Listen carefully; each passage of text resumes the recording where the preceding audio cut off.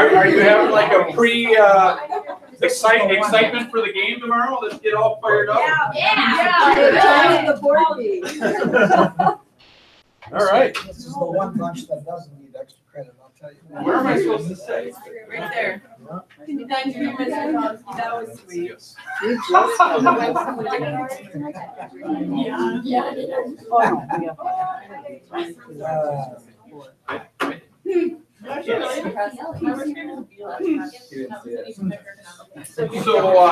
just so the group that's here in the audience, you kind of understand how the board meetings work here for us. We typically have 2 board meetings a month. One of our board meetings we call a regular school board meeting, and one of our board meetings we call a work session board meeting. At a work session board meeting that you'll see tonight, we get a little more in depth on topics and we discuss them more, and it's more of a learning session and a work session. We typically don't vote on major issues at this meeting, although we will vote on some more what we would consider minor pieces, like if we have a second reading of a policy, or if we need to accept some fundraising or some gifts or something associated with that. So very minor things that we would do tonight. Other than that, you're going to see more of a work session and some folks presenting and then question and answer and that kind of a thing, that to prepare people to vote on a topic at a future regular board meeting. So that's typically how things work. Any questions on that? All right. And with that, I'll call this meeting to order. Would you please stand for the pledge of allegiance? Pledge allegiance To the flag of the United States of America, and to the republic for which it stands, one nation, under God, indivisible, with liberty and justice for all.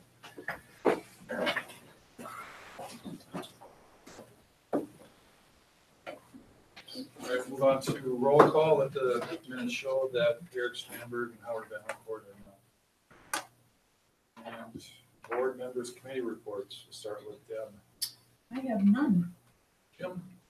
Well, we just had a policy meeting and discussed a lot of different topics, and we'll bring them to the full board next meeting. Sue? I had a C executive meeting, and then today was C day at the Capitol for our district, and Superintendent Barton and I and Dan Boucher were there, and we shared the 3 important things on the platform, getting at least 2 or 2 on the formula, if not 3, that would be nice. And equity in wealth districts versus property poor districts, which we are part of. And if you watch the pizza video that's on the C website, if you haven't done that, you should do that, because that's a good explanation of that part of the platform. We're on the property poor side, so we can't generate the same kind of revenue that districts that have more wealth within their borders. And then lots of discussion on the cross subsidy and getting help in that way as well. When I was at C Executive, Brad, our executive director, would like to come to a workshop then and just talk about C and get to know you better and get to know board members. So I'll put that in your hands to schedule him. Yeah, and I'll work with Chair Minks to see if that would be a next one or the following one. Or whatever works. Whatever works for him. He or Deb, I mean, Deb could come too, but he asked specifically if he could come, so. Okay. I said I would pass that. I will put that on my calendar to reach out to them tomorrow or the next day.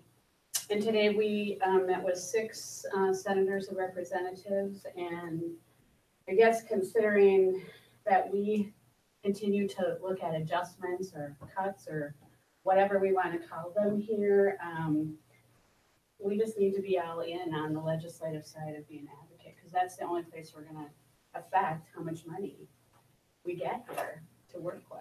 And so I think it's important. I think we should go again, maybe even just as a district.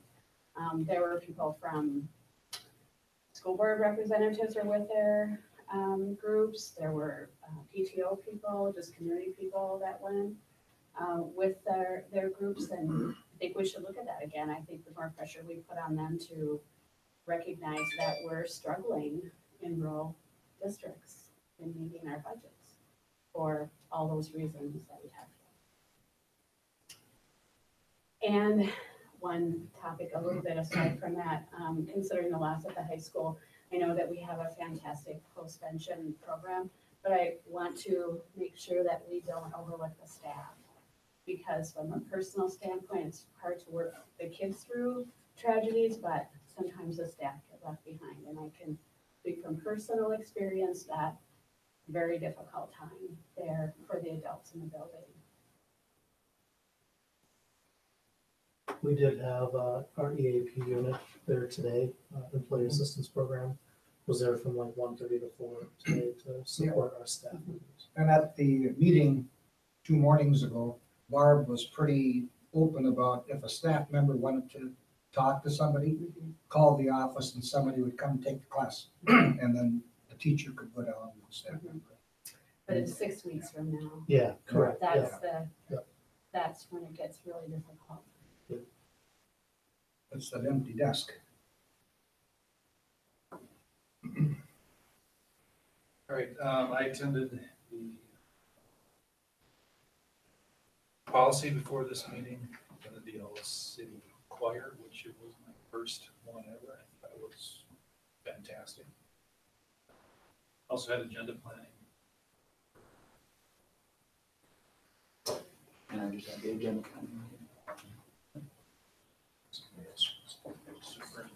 Student council. All right. I almost missed you. Well, we don't have a meeting this week on account of the basketball team going to state. But next week is our student versus staff basketball game. So we pretty much finished planning for that. So that will happen next week. And then also I got to have a meeting with Mr. Barton this week. And he gave me the guide from the Minnesota School Board Association. So I got to look at that and see exactly how the board works. So that was really helpful. And then we just discussed increasing communication with the student body and the board. Ben? Well, as you know, it's been a difficult week emotionally with the death of a student. I just need to thank our staff and our student body. How we handled it. So, I mean, I couldn't be more proud of just how everyone pulls together. And especially want to give recognition to Principal Muckenhorn. I mean, she really steps up and leads in situations. So I think that should be noted. As noted on the legislative piece, we had a great day today. We were able to see lots of very influential legislators, including one of our former graduates, former Speaker of the House, Dowd, and who had graduated here, and it was nice visiting with him. And now he's a student here, graduated years ago, and also our local legislators, and then 3 or 4 others. So it was good. I was able to pop in and see some old friends that were legislators from my time in Caledonia, and I think it's good to keep good relationships with those folks. So I think it's an interesting time at the Capitol now because there's been a change in the leadership from in the past. The Republicans were the majority in the House. Now it's the Democrats, and that really changes, the landscape at the Capitol in terms of who has influence and who you're talking to get bills heard. So we'll just keep talking. I gotta figure out, how do I get on the staff basketball team? I just heard about that. Because I'm gonna take down some of these. Okay, we will talk to Ms. Levy. But you might all have to sign some waivers because October 7th, next Thursday. Not a takedown. every time I play basketball, I hurt somebody. So I want to be on your team. I can email you after the time. Yeah, but I tell you, it's been fun to see the community come together with the basketball team. It was fun. The team, did a parade, and it was good to see that, we're not it's not just a high school thing. It's all the schools. It's the primary, the intermediate, and they all got into it, and they really did a nice job. And we're hoping that we do a great job there. I think we're sending 12 to 13 fan buses, so that's good. We probably would send, you know, we're sending 6 or 7 from the high school, but we're sending 6 from the middle school. So the middle school is getting all fired up for that too, so, we should have a nice crowd. We may, you know, the trickiest thing with all of this, honestly, is finding buses. There's not enough buses, you know, to get. So that's been the most challenging piece, is coordinating how to find buses. What else? You know, we're gonna talk budget tonight, I think, right, Michelle? Talking budget, so Yep, it's on here. I'll say those comments. You know, there's lots of decisions on, you know, how many sections we're gonna have at different areas, that's budget implications. Specifically to that, you know, Spanish immersion and the future of that, we've had some meetings with some of the parent groups. And we have another one coming up, so just trying to find a real strategic way to move that forward. I talked to the board a while back about a need to update our continuous improvement plan or our goals as a district. I should have something for you soon in terms of maybe a possible plan to do that. I was thinking maybe that might be a good summer work, given that we're getting fairly close to summer, to have some work sessions around that as we go forward, so. And lastly, we're getting real close to unveil some really impressive videos related to this idea of a Tiger Pledge. And we've seen a couple of those. I just couldn't be more happy on how they turned out. And I think it's just gonna be a great way to be able to promote and market our school district and really kind of get the message out that we're all in this together, right? And bring folks together. So with that, I'll close my remarks. Thank you. All right, we'll move into approve the agenda. Do I have a motion to approve tonight's agenda? So moved. Second. Tim Thompson made the motion to approve. Chad Young made the motion, or second. All in favor, say aye. Aye. Discuss and act on previous board meeting minutes. Is there a motion to approve last meeting minutes? So moved. Second. Motion was made by Deb, seconded by Jim. Any discussion on those meeting minutes? And we're including the closed meeting as well. All in favor, say aye. Aye. Move into the consent agenda. Everything's listed there. Is there a motion to approve the consent agenda? So moved. Motion was made by Sue, seconded by Chad. Is there any discussion? Hearing none, all in favor, say aye. Aye. Number 8, move into action items, which are the second reading of policies. These have been reviewed and are back for finalization tonight. Is there a motion to approve the second reading of policies? I'll second. Motion was made by Jim, seconded by Deb. Is there any discussion? Hearing none, all in favor, say aye. Aye. All right, now moving to our work session. First one, under letter A is Pearl Crisis Center annual report. Do we have a PowerPoint? So I don't know who did that. Well, it looks like Sure, Mr. Bolger. I could probably help you. Okay, thank you. I'm a helpful guy most. Thank you. Is it on a flash drive or what? Yes.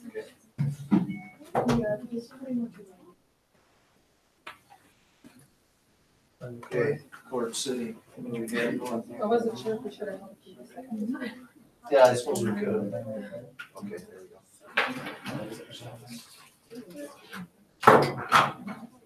Here, I need this one. There's a-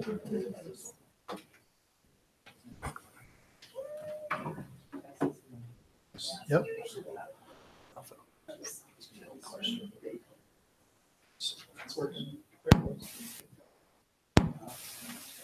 You're in. Thanks, Mr. Sen.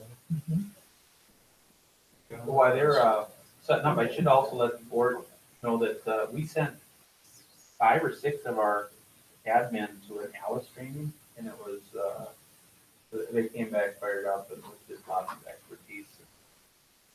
Case maybe while they're getting that ready. Sure. Yep, so ALS training is a way to respond to critical incidents in schools or around schools. In traditional times, we went to lockdown, and so basically we'd shut off the lights, kids would hide in the corner. Stats have shown that that is not the most effective way to reduce injuries, because if a shooter comes in, it's a target-rich environment right there. With Alice training, that actually teach you to, you can do an enhanced lockdown where you do some barricading of door, you're spreading yourself out, you're arming yourself with anything that you can throw or distract someone that would come in.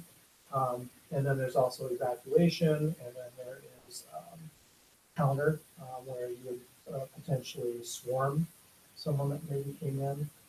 So depending on the level of students or who we're working with, we'd be looking to teach the kids how to respond to those situations.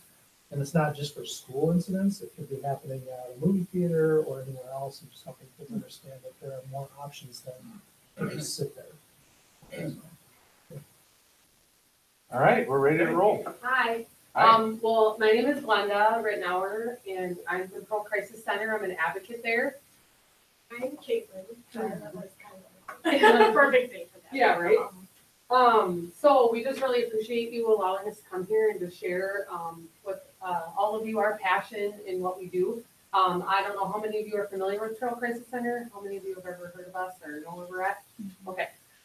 So we are we are housed out of Malacca, but we serve all of Mille Lacs County, and we offer, we do advocacy services for victims of domestic violence and sexual assault, and that can range from men, women, and children. We're a nonprofit, so we rely heavily on support from our community. And the reason why we're here today is because one of the wonderful things that we provide as a free service to our community, and I always call it, this is how we work ourselves out of a job, because one day that would be ideal, because that would mean there's no domestic violence. And so that's kind of our goal. And we're not typically the ones that do the Safe Days curriculum. I've helped, and so she. Unfortunately, Tirza is the main person that does offer and do the actual Safe Days in the classrooms. And unfortunately, she had a death in the family that was unexpected, so she was unable to be here. So we're doing our best to present the information that she gave us. But like I said, I think I've seen you in the hallway, and so we're kind of a familiar face too. So we'll just kind of talk a little bit about what Safe Dates is. It's, like I said, it's the preventative piece of the work that we do in domestic violence. And we teach a lot about healthy relationships. It's not just talking about like domestic abuse and sexual assault. We do talk about what it is. So Safe Dates is it's a 9-session curriculum, ideally, and it's an evidence-based curriculum that prevents teen dating abuse. It helps teens recognize the difference between caring, supportive relationships and controlling, manipulative, or abusive dating relationships. It's a designated model program by the Substance Abuse and Mental Health Services Administration. And it's also, in 2006, the Safe Dates was selected for National Registry of Evidence-Based Programs and Practices, and received high ratings on all 3 criteria. And it's proven to be effective by 3 best practices, and it also fits into the national academic standards of health education standards for grades 6 through 12. And we've been using the Safe Dates curriculum in Lask County Schools since 2005. So it was originally a grant funded through YIP, I believe. I think it was that right. So basically, they wanted us to go in and like, how can we prevent some of this, right? How can we keep people from repeating the cycle of violence? So, next slide. And then, so last year, this is, we did a total of 213 students that we provided the Safe Dates curriculum to in Princeton School alone. And of those, 92 were girls, 121 were boys. Yeah, you guys are our biggest. Yeah, and I have to say, honestly, like, I personally got to meet a lot of the teachers when we come into the school. They're very welcoming and warm. The students are just very engaged and really respectful. And the teachers are just really passionate about us being there and love having us there. And typically we do the curriculum in health classes, but in Princeton Middle School, we actually do it in their English class, which is really great. And we usually do the whole 8th grade at once. So it actually works out really great. And then it's kind of funny because you can, like, a lot of the kids will be talking about it in like the hallway and different things, like, oh, did you hear that or whatever. And now this is a service Girl provides for free. Okay, so this is no cost to the school at all. And so that's a really big benefit and a great resource for you. And then, so this is looking at, because currently we do Malacca, 10th grade, and Princeton in 8th grade. We just started this year doing 8th grade in Malacca as well. They just took that on. We also do a maybe eight. Yep. So this looks at, if you want to talk about this one. Oh, yep, so, we do like a pre and post test and stuff with the students. So these are just kind of, a couple questions that we pointed out, things you can do to protect yourself from sexual assault on a date, things you can do to keep your English under control, ideas for helping a friend who isn't. So, here's the one to highlight this because you guys actually did more time than Malacca, and that just kind of proves it right here, because you guys' percentage higher, so we appreciate the time because it does help the versus. Because in Malacca, we only get 3 days, and I think last year here we got 5 days, and even like those 2 days, it just really helps the curriculum sink in for the students. And because the curriculum requires us to do certain things that we have to do, then there's not a lot of extra room, which we would like to do more like hands-on activities. And it does take time to build up rapport with students. I mean, we're strangers coming in, and as fun as it is to have guest speakers sometimes, they don't know us, and it's really important to have that dialogue open and available for people to talk. Especially with heavy topics. Yes, and actually last year, I was teaching with Tears Up, because we do the 2 classes at once. And a student actually came to us after and disclosed that she didn't realize until we were there that the relationship she was in was not healthy. And reached out for help, and we got her connected with the school and all that. But she said, I would have had no idea. I thought that was normal. So to have students come and to feel comfortable is really important, because then we can help connect them to the right folks in the school or whoever they need to talk to follow up. Because we're not going to be there every day. So sometimes it's just, what is it? We do a T-chart as part of the curriculum where it breaks down what's emotional, what's physical abuse. And you'd be amazed how many people, how hard it is for them to identify even what abuse is. So it's really important, and these are things that really affect a lot of kids, and they have to come to school. If they're seeing this at home or experiencing it in school or whatever, they have to come and try to learn and take in everything that's being put on them, and it's just a lot. So, yeah. Okay, so this chart, we do a survey at the very end, just kind of see where we're at, and then it also gives the students an anonymous route to disclose any abuse that's happened to them. So on the beginning, it asks us like from not helpful to very helpful, where the students would rate this information at the beginning. So as you can see, a lot of students find it very helpful, and you would think that was really important. We really are passionate about it. So, but overall, in every class you can, or every school you can, your students do want the information.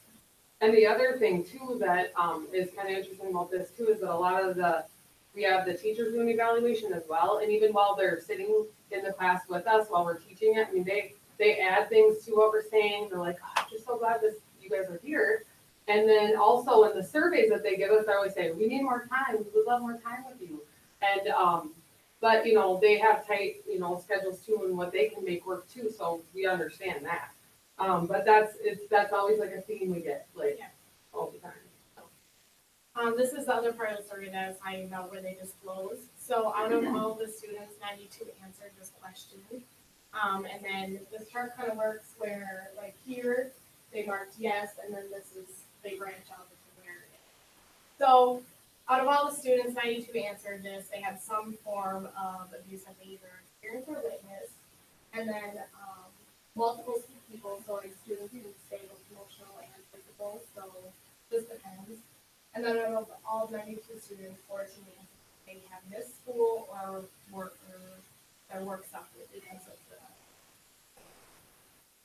So it is something to think about, because students, they have to witness this or experience it, and then they have to come to school and take that on. And if they don't have healthy ways of doing it, And this is just looking at the 8th grade last year. So this is just the 8th grade students And like I said, this is an anonymous survey, so they don't have to put their name on it or anything, and then there's a area where if they want, they can share a personal story.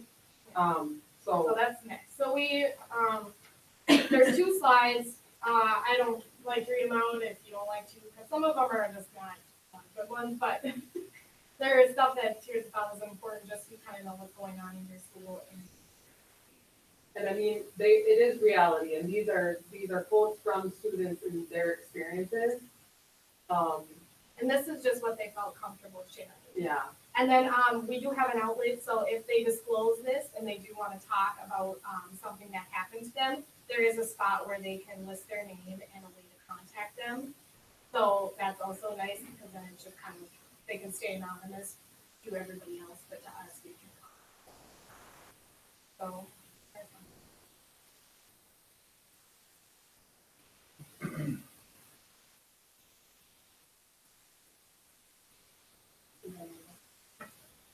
And here just- and a lot of, students will ask questions about like, what do I do if I'm being emotionally harmed at home? Or, you know, who do I talk to, or what do I do? And maybe if they're not directly, or even helping a friend. I have a friend who, and I think the online dating stuff has really come up a lot too, in the schools. Yeah, that's something we are thinking about adding a lot more, because, yeah, there's more fun.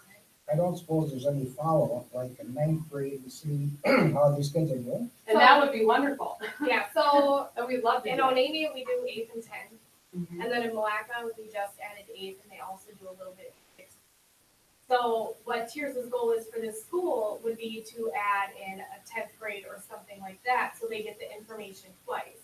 Because we see that way they just retain it more, plus, they're at 2 different maturity levels. Mhm. So if we do it in 8th grade, Tirza doesn't want to disclose as much as she would at, Mhm. where they're more apt to. Yeah, so we kind of be geared towards the age. And actually, Malacca, she does what's called like a mini session she just started this year. And that's like once a week, and I think for like, what, 15 minutes?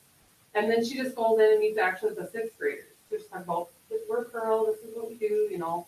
And also just so they know that there is a resource out there in the community if they know somebody or they're experiencing that, you know, any type of abuse, then they know where to go for help. And so, yeah, ideally, ideally, obviously, would be to do the full 9-day curriculum. That would be ideal. However, we understand that's unrealistic too. But to give it full justice, that is really what it takes to do it. And I know she does that in Romania. But some schools or teachers don't have the ability. And actually, in Princeton last year, they actually had us come back another day. Because they're like, there's just so much good info. Like, please come back over a day. We can free up a day. So they were able to, you know, add that day. And we were able to do a lot more stuff. I did a whole, the last part of the class, I did all just questions. They could anonymously ask the question, goes through, gets put in a hat, and I just answer them all. Which a lot of students don't feel comfortable, you know, answering in front of a group of people, but that allowed them the ability to share more, you know, discreetly or ask something maybe they were afraid to ask. Because we want to make sure they have an opportunity if they want to share. And then going with the 6th grade thing. So, I don't know if you're familiar, but we do Operation Community in Malacca. I think it services all of Mille Lacs County. It's just where a bunch of businesses come and it's a bunch of resources for everybody in the community. So we did just an anonymous survey, just asking everybody in the community, and they had to be adults, what age they thought appropriate to start talking about this kind of information with their students. And then 6th grade overall was the majority for that, but it's kind of trickled throughout. So that's kind of what the community found. So that's And I've gotten to help teach the safe days in 10th grade and 8th grade, and I can say from my own experience, I see the 8th graders being a lot more receptive to the information and like more excited about it, or like, wow, they get a lot out of it. But then, you know, some of them are like, oh, I'm not dating yet, or, you know, maybe this doesn't really apply to me. But we always explain it does not have to be just a dating relationship. It's about all relationships. It could be relationships with your family members, siblings, friends. It does not have to be a dating specific relationship or it to be helpful. So that's really an important piece of it as well. And then you guys had the mental health fair this year. Me and Tirza came and we did a booth there and we loved it. So we did a survey there as well, and we had just some kind of optional questions or multiple choice. And then this is kind of what we asked in our responses to that. So like, what issues are your peers facing? And then they can start those if they wanted to, or writing down other options, and that's kind of those us. What grade do you feel appropriate to be educated on community violence? And most of them said 8th to 6th grade. Right now, Safe Face is talking, 8th grade, do you feel it'd be beneficial to do this again? 133 said yes, and only 7 said no. And then, do you remember hearing the Safe Face in 8th grade? So only 56 said yes, 84 said no, so kind of like, and then this is kind of what they remembered out of it. So some of the things that stand out to me are that you're not alone and you can get help. Respect your partner, it's not your fault. And how emotional abuse is an abuse that is just as bad as physical abuse. So some people really, even adults that we help, they're like, oh, it's not that bad, I'm not, being assaulted, so it's not that bad, but emotional abuse can have just as much of an impact. So, I mean, really the things that they pointed out, I think were really big things that they took of what we teach as a whole. And then do you want to talk a little bit about TANAP, so it's Teens Against Gang Violence. It's a group that we have started for a long time. I can't remember. Before we were. So just in Princeton alone, there's 47 members, and what it is it used to be like monthly meetings, but then we started understanding that it's hard for kids with school activities and transportation and everything to get over to Malacca or somewhere in Princeton where we have them. But, so right now, Tirza has the Remind app. I don't know if any of you are familiar with it. Some schools use it. So she sends out a message daily or like 3 times a week. And then, it's just, it can be anything from like a news article. It can be like a question. And then anybody who responds gets entered into prizes. It can be quizzes. Really anything. It's just a lot of information that the students are getting. And it's really good information. And it also provides, the Remind app's nice because it provides a resource for the students. If they have any questions, they can privately message Tirza, which is nice, or anything like that. If they need some words of wisdom or something, that they can quick send her a message, which is a really nice resource for them. So that's something. And they also, so the TANAP program does the information in there is built off of the Safe Face too, so it just kind of adds more to that. It's free. And then also, you need to have a parent's permission in order to join. That's really, like, there has to be some parent involvement or knowledge of it. But we haven't had any issues with that, so the parents are very supportive. And the last thing she wanted to talk about is poster contest. So there was a poster contest here. It was in February, and then, so these are some posters. And, yeah, that's what she wanted to end the note on. So if you have any questions, we'll do our best to answer. Yeah. We should. Otherwise, any questions? Thank you very much. Yeah, thanks for having us. Thank you. Who won the contest? From here, 3 middle school students. yeah. Did you get a brochure? No, I didn't. Who are your points of contact in the district? Like, what, are you working with principals or teachers directly? Yeah, the counselors are the mainly, and then the 2 teachers, I think she just kind of interacts with them and they say, oh yeah, we'll have you back this time or whatever. Yeah, they're so wonderful. Your school is amazing. I guess by Really follow-up, I meant like some of these kids who went through this program, do you reconnect with them and see if there's been a change in behavior or is there anything like that? That's one of the things that we're actually working on because of the fact that even victims we serve, sometimes we might only see them once and never again. That's part of the reason why it's nice to even do it in 10th grade or even follow up in 12th grade and even do a survey. Or we know because if we've seen them in our office or not.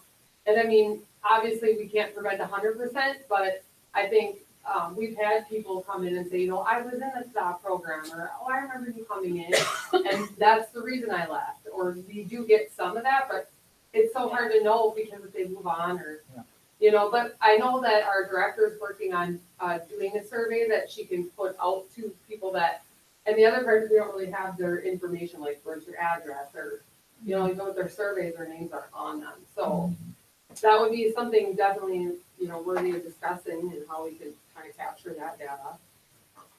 I think they provide some follow-up with the guidance counselors too. You know, that students know they can come to the guidance counselors and get somebody for some additional support. I think. Yeah, because Tirzah can come to the school and just work one-on-one with students if they want, and yeah, we're kind of just here as an awesome resource for you, and any way that we can help or be there, you know, we're here, so. Yeah, Thank you. thank you for your time. Yeah. And that girl groceries, too, I need to grab too. A couple pieces of paper, I know Ben's trying to cut it out, so I can let it find out. Should we just leave these up here? This is just more about us and kind of what we do. Oh, sure. Thank you again. Yeah. Thank you. Okay. Oh, yeah. Hey, sir. Why don't you introduce yourself there? Yeah, I'm Eric Torkelson. I'm a seventh grade life science teacher. Had many of these guys on here. Been in the district for over almost 30 years now. I've been a teacher for 32. And we are going to talk about a topic that's controversial, big. It's a big rock. But it's been a long process for us to get here too. I want you to know that tonight. That this isn't like, oh, last year we thought of something cool we'd like to do. This is, and actually, as a teacher too, I mean, and some of you have been teachers, and you know, the rest of you are on the board, you're in education. I think everybody knows that teaching is changing. Education is changing, has changed a lot in my 30 years. And I really appreciate what Ben, you shared at the all staff district meeting that we had with the video about the history of kind of education. Why do we do the things that we do? And we've gone through that process at the middle school. And I think it's happened very naturally. We, you know, 10 years ago or more, we got the state standards thrown at us. And a few years later, we entered with the Marzano framework, and we began that training. And so we got pieces added in that fit naturally with us. We have been naturally led to this conclusion. In fact, many teachers 5 years ago jumped to this spot where we're at now. And we had to actually go, whoa, wait a minute. Whoa, hold up. You know, we're not all on the same page yet. We're not all ready. And we had to back up. And then we've gone through a process really where we've educated ourselves. And I would say we have a pretty good consensus of our middle school staff of where we're at. And so we are presenting a change in philosophy, a change in practice. And yet again, I'm here because I'm an old dog and I learned new tricks. And if I can do it, anybody can do it. I mean, that's really when he said, well, I'm the BLT committee also, and he said, well, who'd like to go with me to the board? I would. Because I was also very opposed to this in the beginning.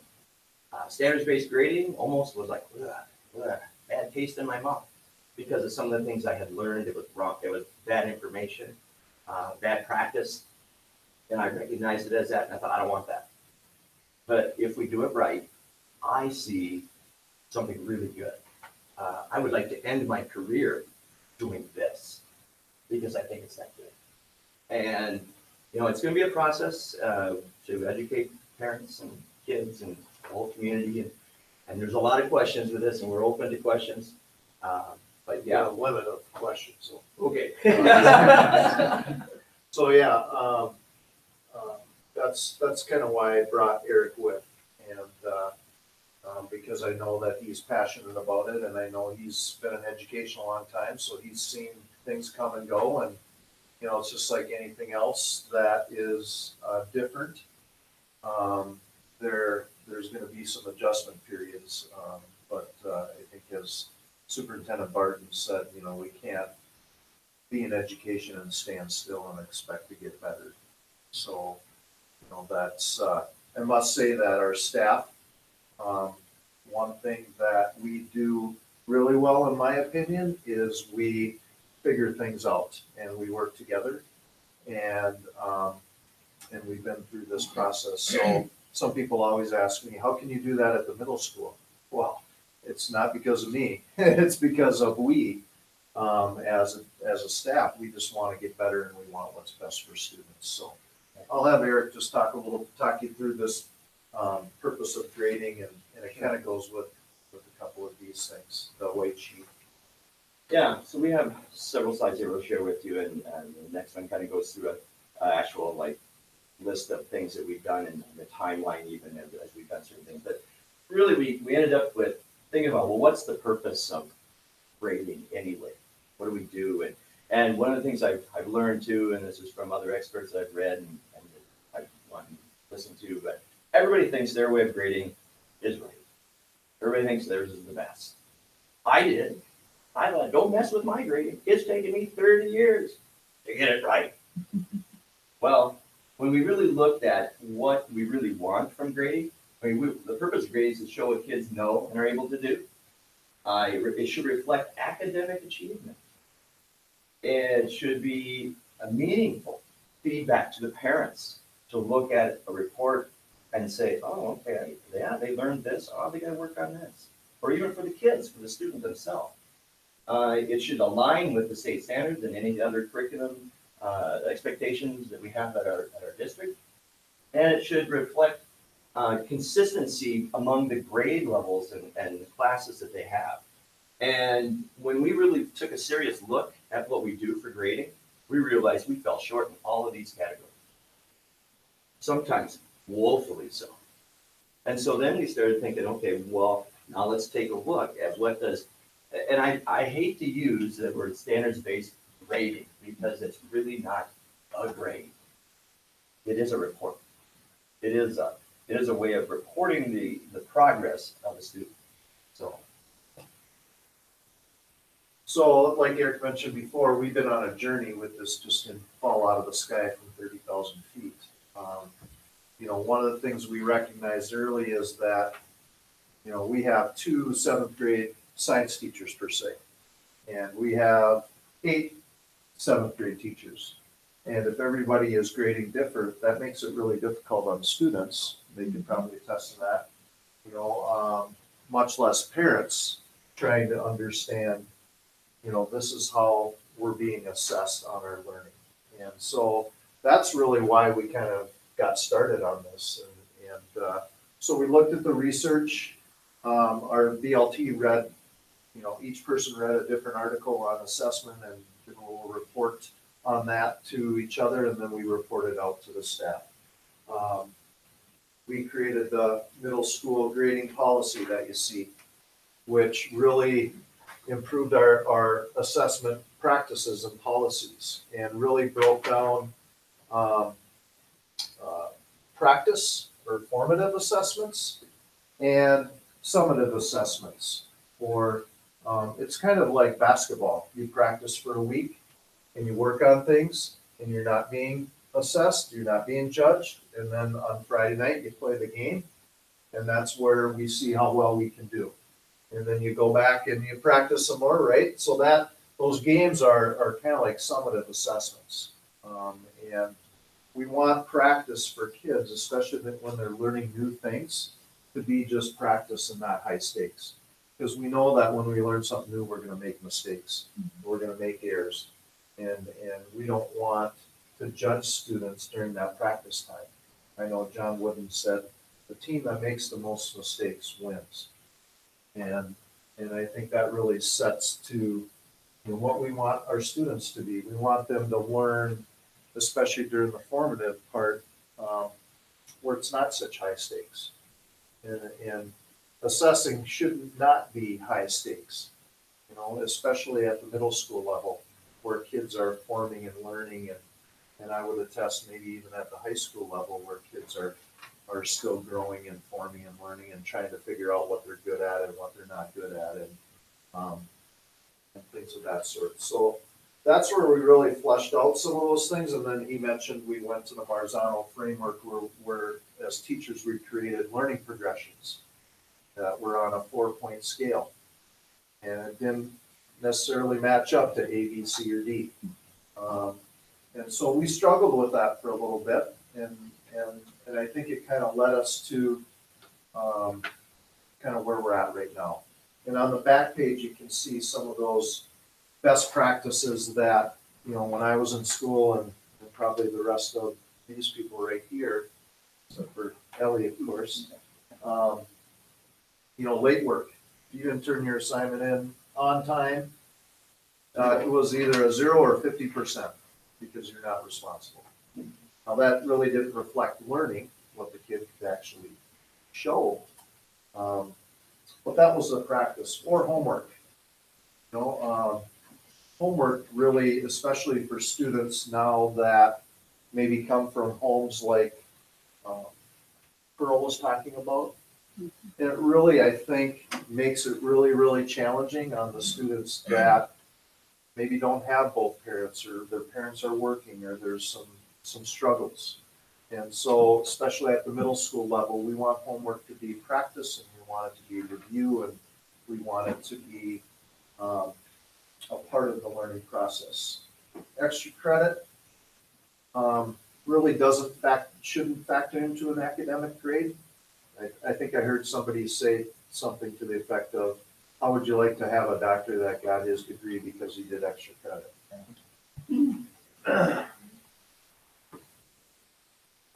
Retakes. At the beginning of this process, we didn't allow students to retake quizzes or tests or anything. Just because it was one and done. You be ready, show what you know, you don't get a second chance. Every teacher now gives students second chances. Why? Because we know what's important is to show what they learn. And if it takes 2 or 3 times, because kids learn at different rates, then that's what we're gonna do. Because we want kids to know that what's important is what they learn, not necessarily how many times it takes them to get there.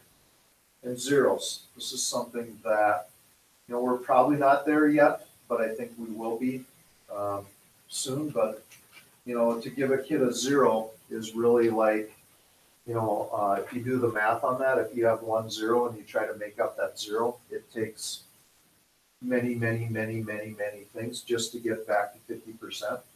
So a kid that gets multiple zeros really gives up and won't try.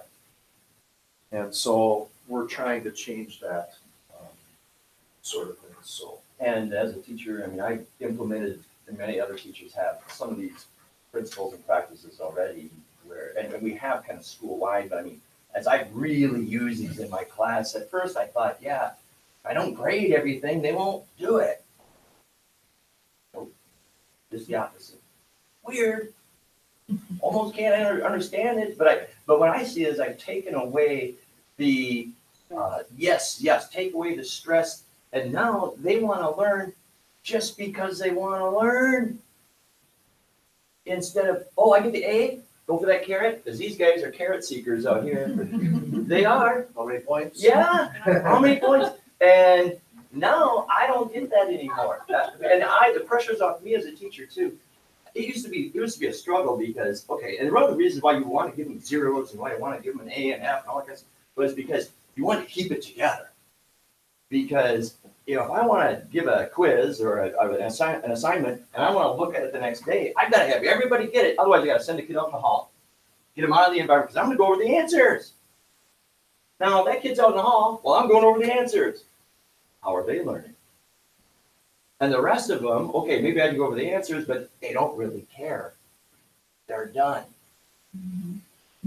But when I say this is practice for the test, it doesn't count.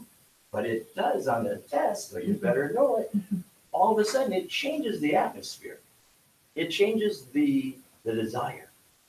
And you know, does it work 100% for everybody? No, nothing does. But I feel like this is a way more comfortable way of learning. The kids like it. And again, I'm getting test scores and they're learning just as good as they did before, or better, actually, I think.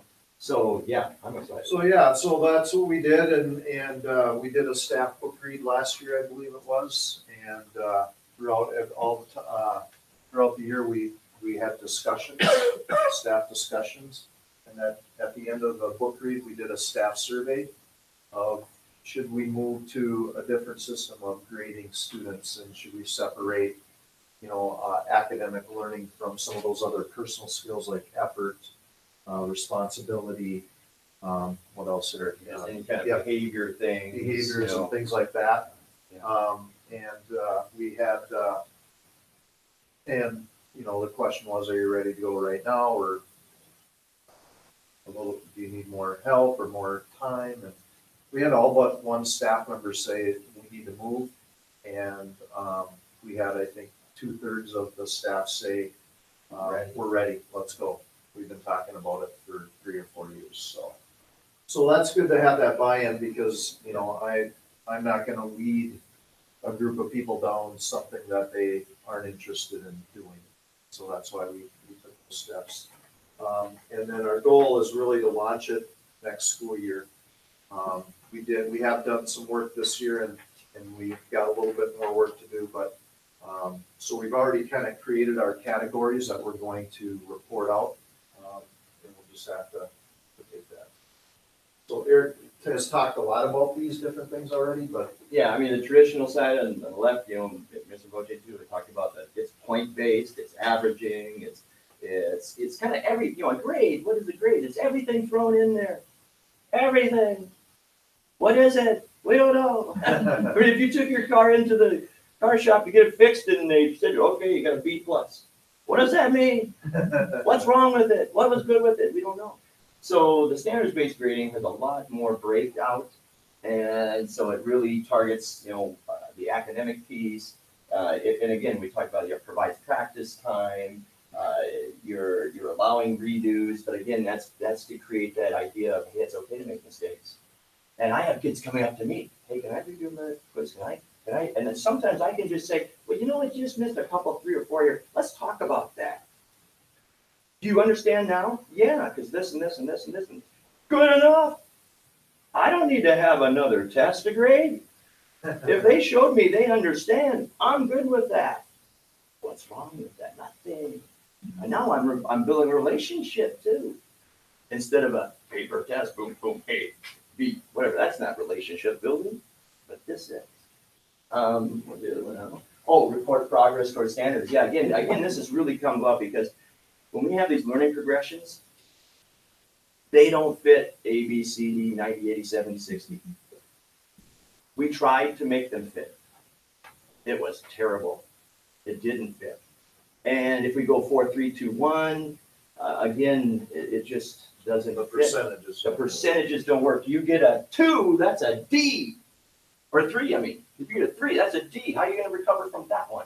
And that's really meeting the standard. Yes. 3 is meeting the standard. Yes. I mean, we struggle with all that, so, yeah. So just a couple of pictures here. This was, regular grading, what it looks like. I can remember my son's report cards. Here you got an A in this, nice to have in class. I can remember my report cards, B-. Needs to improve. Nice to have it. Sometimes. Just kidding.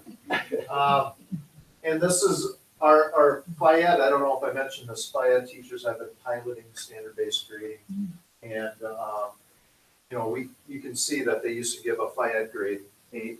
Pretty much everybody got A's and B's, unless you just wear your gym clothes and then you got doc for, Yeah. But here you can see that everybody gets different grades in the different units, and they're breaking out. If you went into the football unit, you would see some different skills that they are doing, so kids are getting feedback on those skills. The dance unit, and they're all based on the standards that is in FIED, which is some of those things, and fitness and stuff like that. So it's a lot more information for students and parents. So again, going back to those whys, this is really that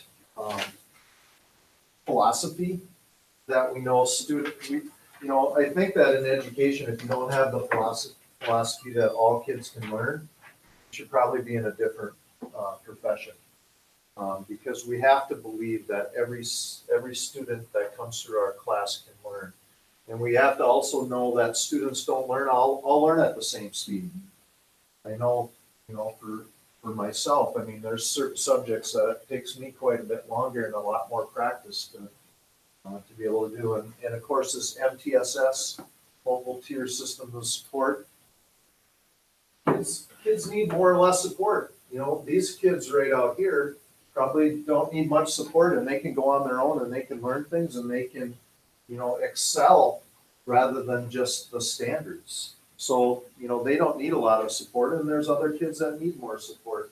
There's kids that need multiple opportunities to learn.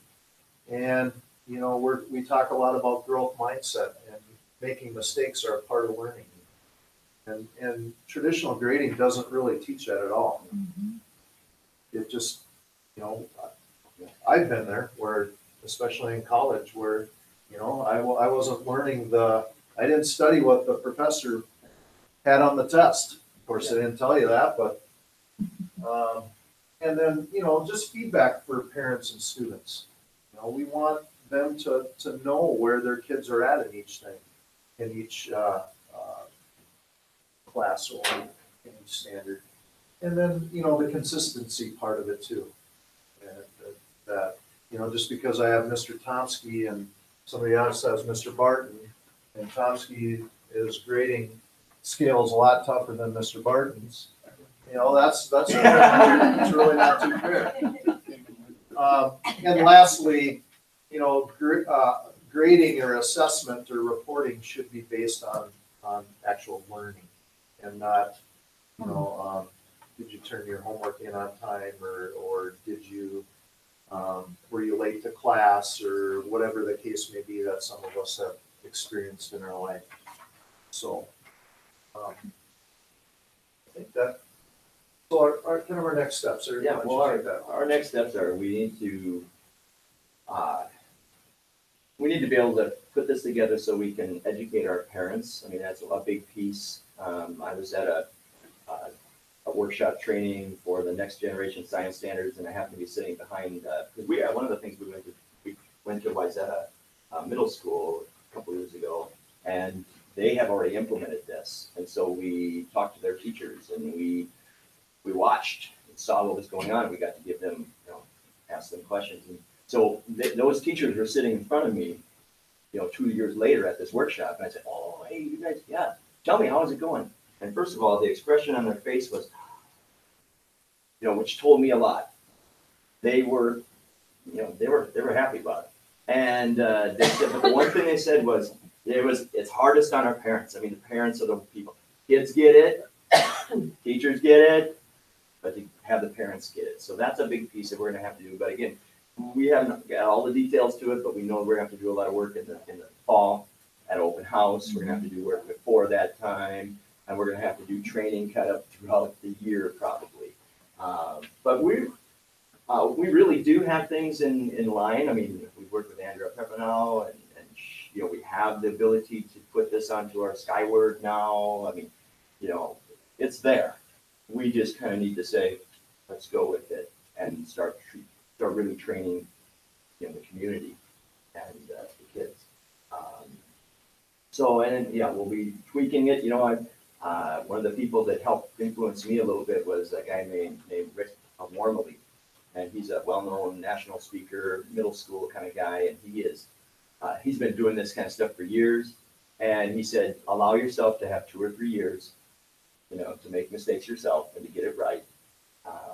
But we think we can probably cut that down a little bit because we've got a lot of buildup. Like I said, we didn't just come up with this last year. We've been really working on this, and it's been a natural process. And we just put some resources if school board members aren't interested in looking a little bit more into it. And I do have some of these books if you're interested. It's 100 pages long, so short, sweet, to the point. And this chart here is just kind of summarizes the whole book if you're interested. And Rick Wormley is really, I mean, that's, that Those website videos are really good. has videos, it has little articles written by, and again, we feel sort of innovative, but we're really not. I mean, because we kind of feel like sometimes but if you go looking, there's a lot of places all around the country that are doing this. I really see this is the future. The old traditional grading, I don't see that surviving over the long haul. And as long as the standards are there, and as long as these new practices, which I really think like from Marzano, I mean, it's good stuff, and I think it's the right stuff. And it was a little hard to adjust at the beginning, but if we're keeping the learning progressions, if that's our direction, if we're keeping the standards, then I really see this as the natural next step. And teachers recognized it 5 years ago, but we couldn't change it because it was a big rock, and we needed to have everybody on board, and we need you on board. We need to get the community on board next, and I think it'll be a really good thing for our district. So how does this translate to the high school? Well, first of all, we As can far as even, consistency yes, and we can do anything we want. I mean, that way, I mean, 8th grade could actually implement some grades along with their other, it wouldn't be hard to do that, to say, well, you know what, I think this kid's at A or B, or, because we'd be, again, a lot of this is professional judgment coming back again.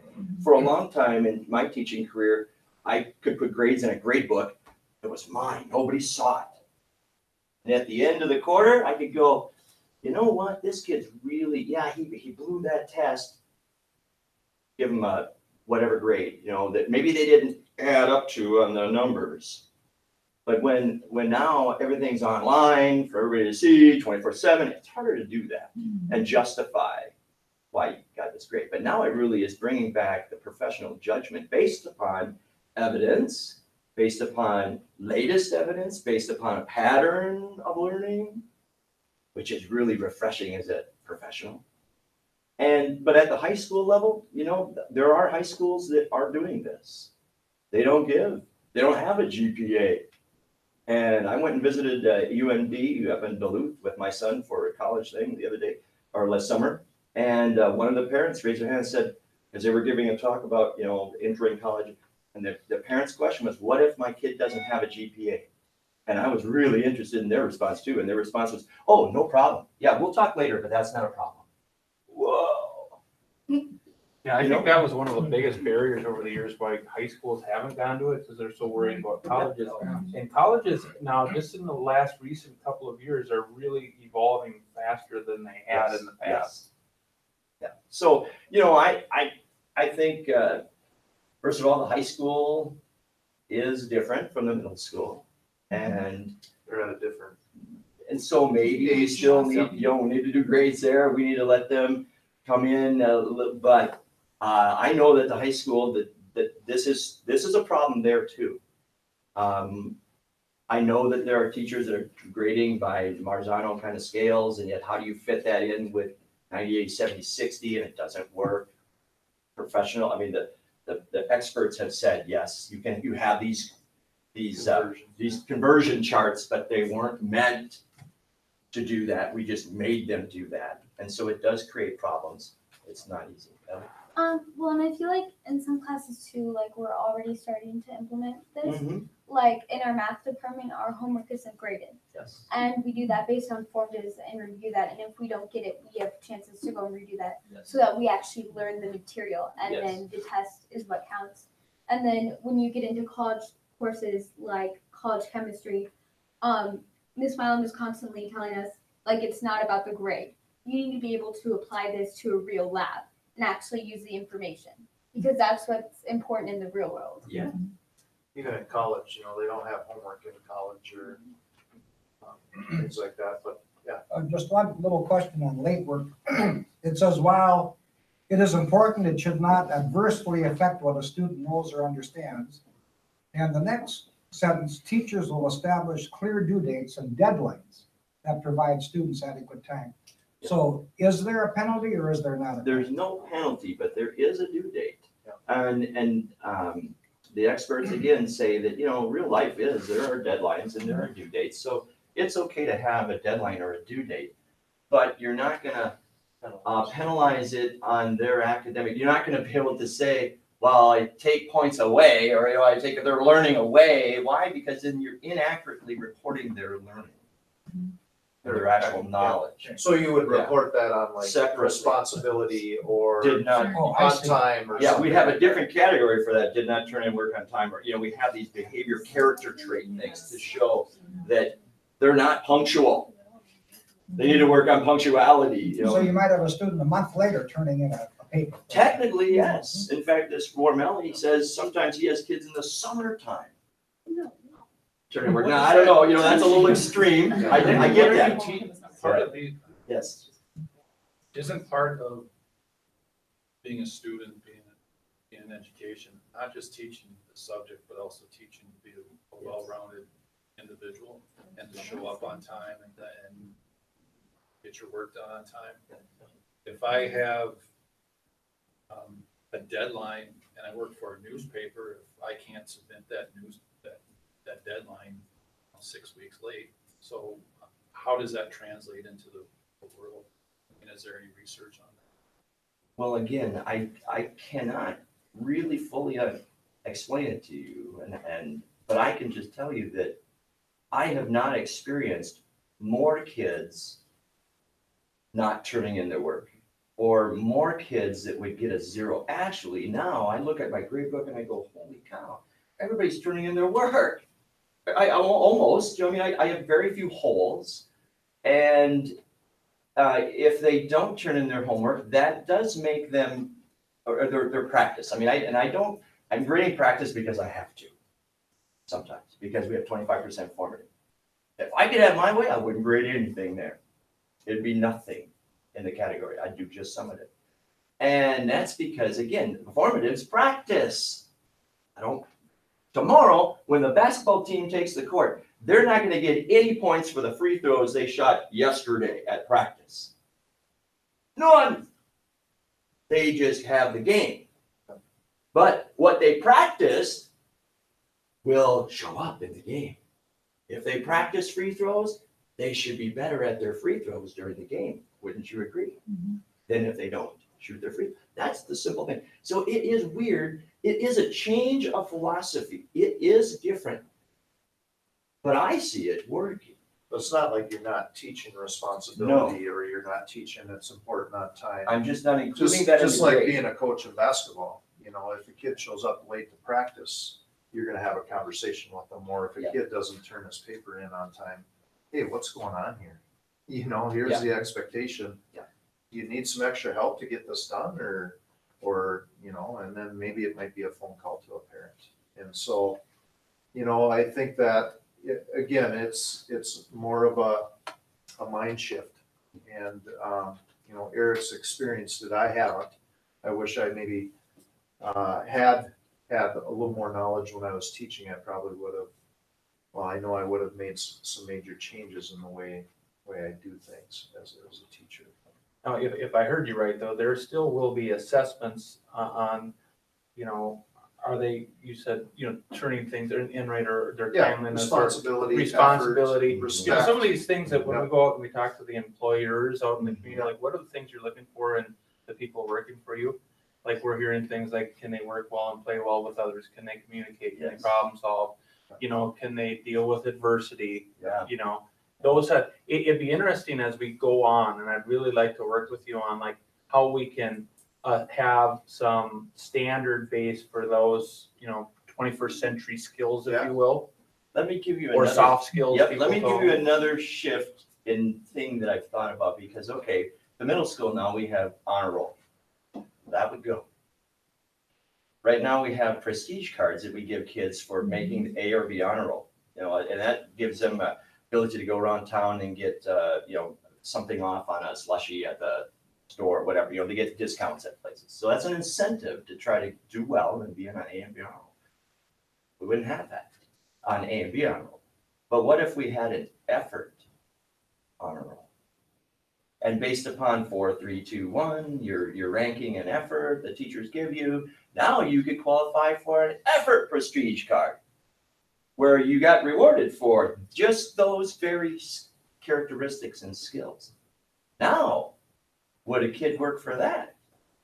You see what I mean? And we'd be recognizing that too. We'd be celebrating that instead of the ABC. I mean, and then there are some kids that will never get on the A honor roll, but they work really hard.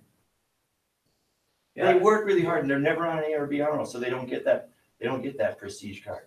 Now they could get the effort card, and they'd be a good worker at whatever shop out there because they're exhibiting those qualities. So this opens up a whole different aspect to it. Yes. You know, we probably talked about this for the next forever. I mean, it's exciting, and, Yeah. and it's an exciting journey that you're on. And for some of you that went to the high school redesign, you know, we watched a little video talking about the history of education and how the system that we're in right now was established 120 some years ago, you know, by a group of 10 people that decided this is how we should do school. And it was based to meet the needs that were back then. Well, we all know that the needs are different now. And I don't know that if any of us were pinned down and said, okay, can you tell me what, you know, an A, B, C, or D really means? I think we all struggle with that a little bit. So, I mean, at the very least, whether this is perfect or not, I think it's time to start trying to evolve and change. I think one thing that will be exciting as you move forward with this, you know, the consistency across the district will be a major question. I think that we'll have to, you know, have ongoing discussions with. I think we can see that there's more complexities at a high school level, just with the differences, but that doesn't mean that we can't problem solve and make that work. I would be interested to see, you know, where we're at with the intermediate and the primary school, which historically primary schools and intermediate schools do things more standards based Primary anyhow. is all skill based. Okay, so primary is all pretty much skill based on where they're at. Intermediate's doing some of it. And then, okay, you know, so that would be a big thing I think that we would have to really work towards is that consistency. I have one more question then. What is in it then for the high achieving student that works their butt off and wants to be on A honor roll? Because this sounds like this is all geared towards those that may be struggling a little bit. So where is the fine line? How do you, are we downshifting a little bit to catch those other ones up? What about those that are way up here? What are we doing for them? Well, I would say that, you know, that's something I think in education we need to shift. Am I going to school to get a grade, or am I in school to learn the skills that I need to be successful, whether it be, you know, as a mechanic or whether it means in college? So, you know, for example, my two boys, they did pretty well in school. They got good grades. But did I know they would do well in college? No, I didn't know that. I mean, a letter grade doesn't translate to doing well in college, nor does it translate well to do well in a job, right? I know a couple of valedictorians that are the biggest knuckleheads in the world and can't hold a job. So, but yeah, maybe Eric's got some practical examples. Well, I have a really good answer for that. That just because, yeah, man, I've thought about this for years, and it happens to be with my son, so no, you know, I'm sorry, guys. But I was in the swimming pool. I was a swim coach for a long time, and my son was in the swimming. And Barb Muckenhern came in, and she said, "Well, how's things going? You know, how's Rick doing in school?" And I said, "Well, you know, he made the comment. And this was like 9th grade, 10th grade, so this is early in his high school career." And he said, "Well," because I asked him too. I said, "Well, how's school going? How's high school?" Well, he says, "Dad, you know, once you learn how to play the game of school, it's not too hard. Just play the game. Hey, what do I need to get an A for you? What do I need to do to get an A for you? What do I need for you? Just learn to play that game."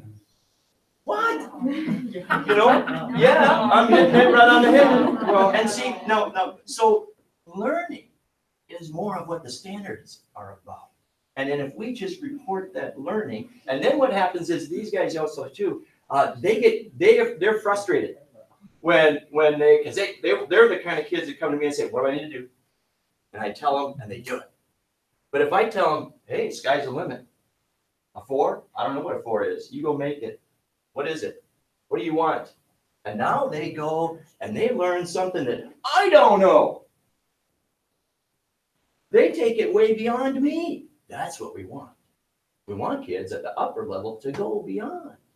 And this opens that door to allow those to go beyond. Where before I shut the door. This is my test. Boom, here. Okay, moving on.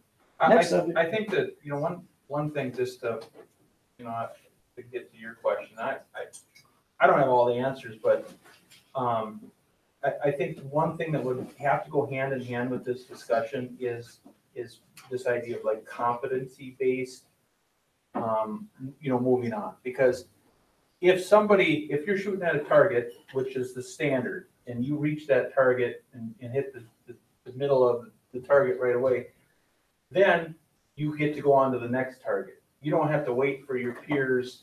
So it would essentially be allowing them to move At a quick. at a quicker and more of an in-depth, It's more differentiated. because you would be assessing them on, are they meeting the standard or not? Yes, you've met the standard. Okay, well, let's move on to the next thing, and that could be more challenging for them. Yes.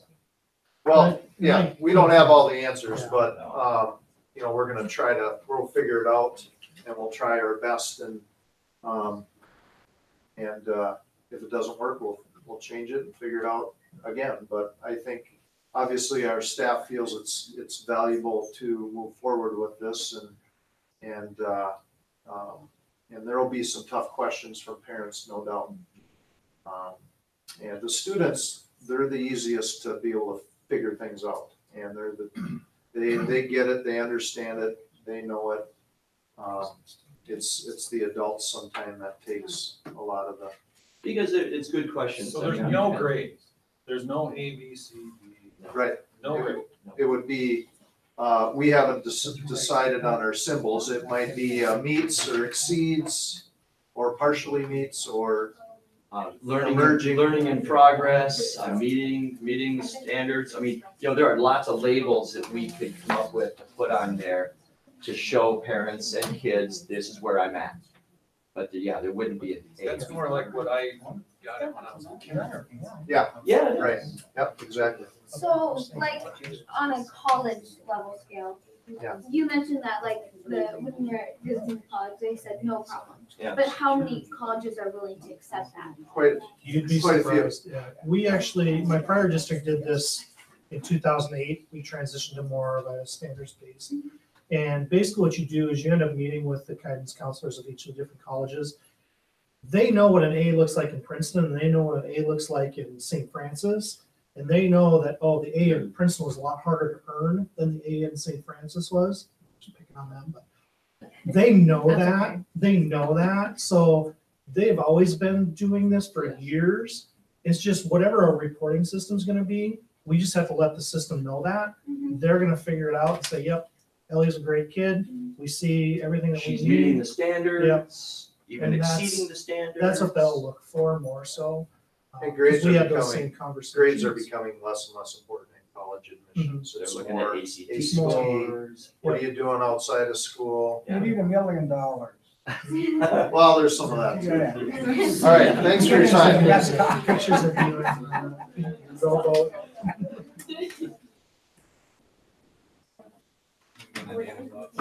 No. Well, that's what we're here to do. We'll do more talking. We got 40 teachers at the middle school. It's pretty rare that you have almost all teachers on board with. Yeah. Okay. I have a question. Did when you went to Wayzata? Yeah. Did the high school do it then? No. It was just middle, okay. It was just. There's not. Several middle Yeah. schools Okay. and several high schools. It's a lot easier to do things like this at the middle and elementary level. In high school, you get into the GPAs and you get into the, But you can still bring some of the practices Yeah. into play, Yeah. like retakes, Yeah. no zeros. Those things can come in. Some teams are already doing that. Yeah. Yeah. Yeah. There's I a know. lot of stress. I feel like your personal student. Yeah. Okay. Yeah, like a penalty somewhere. There should be a penalty. So you don't think the transition is. I don't think it would be very good as a transition. It would be hard for seniors going into college because Yeah. they're based on our GPAs right now. And Well, like scholarships we are could- based on our Yeah, GPAs. but we did phase in with Chromebooks. We didn't give every kid in the district a Chromebook right away. So that's why I say we can have kind of incremental, approach to this, and maybe even, like I said, the eighth grade, get some grades to kind of feel out, okay, where would you be at if you were getting a grade? And when we implemented it in my prior district, we actually tried to do that Yeah. and found that ninth grade was fine. When you moved it to 10th grade, many of your guys' classes would have 9, 10, or well, you have 10, 11, and 12 in there. So then we had to have those conversations about what do those classes then look like? What are the philosophies that we can embed across all those pieces? And what are ones that are gonna have to be phased in? Yeah. So there's a process to it, and these guys are obviously starting that process, which is great.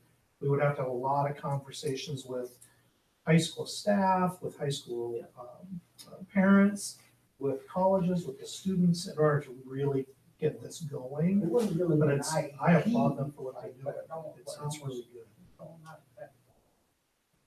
Well, it's I mean, more, yeah, it is, it's more. because I have a lot more kids coming to me and just wanting to do things, and I have more of a personal touch now than I've ever had before, and I think these kids get a test, I've had a good connection with kids.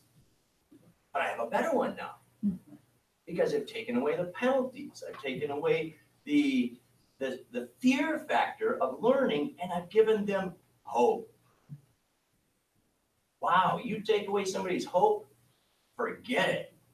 And that's what zeros do, that's what ends do, that's what, all that punishment sort of stuff does. And it breaks the relationship. And if you take that away, you have something different. And I'm saying, I want to finish my career like this. Thank you. Yeah. Yeah, thank you. Appreciate that. Great discussion. Yeah, thanks a lot.